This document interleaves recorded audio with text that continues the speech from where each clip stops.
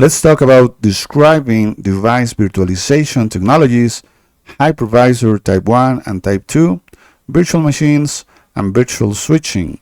Remember that virtual machines are software emulations of real hardware. In order to do that, you will need a special type of software that is known as a hypervisor. There are two types of hypervisors.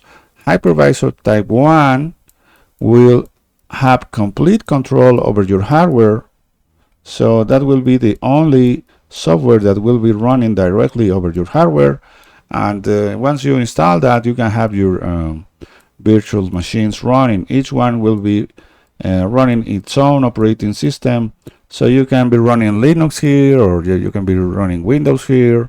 And the other type of hypervisors is hypervisors Type 2 that will need a host operating system in order to run. You can have Linux here, or you can have Windows here, and this hypervisor will be installed as you install any other application.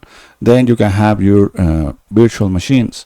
So the hypervisor will let you set up your virtual machines, and that means setting up the amount of CPUs that each one will have, the amount of memory, and the amount of hard disk, and many other details about the hardware, especially the amount of virtual interface cards that they will be running.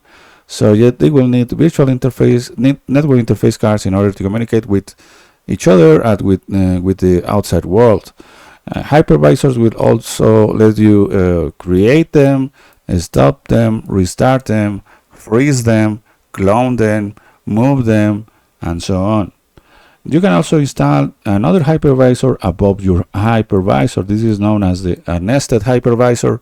So you will install this just as you will install any other virtual machine, so you can have virtual machine running above it. So you can do this for testing.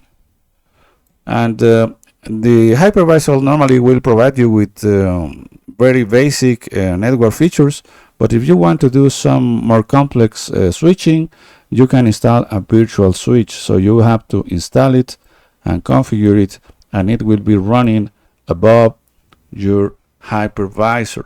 So you can create with a virtual switch VLANs, you can apply quality of service to your ports, and so on.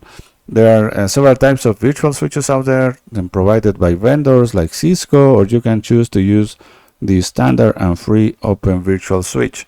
The downsides of having virtual machines is that in the long term you will be wasting resources, because most often than not you will not be seeing CPUs going at 100% or RAM being utilized at 100%. And the other bigger downside is that when you start installing your applications on your virtual machines, you will start seeing that each application will need several different versions of libraries. So for instance, this application one will need a version of Apache, a version of a database server, and a version of an scripting language.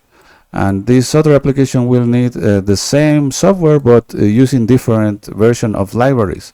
So you will start having conflicts with your different types of libraries for different applications. Containers will solve that.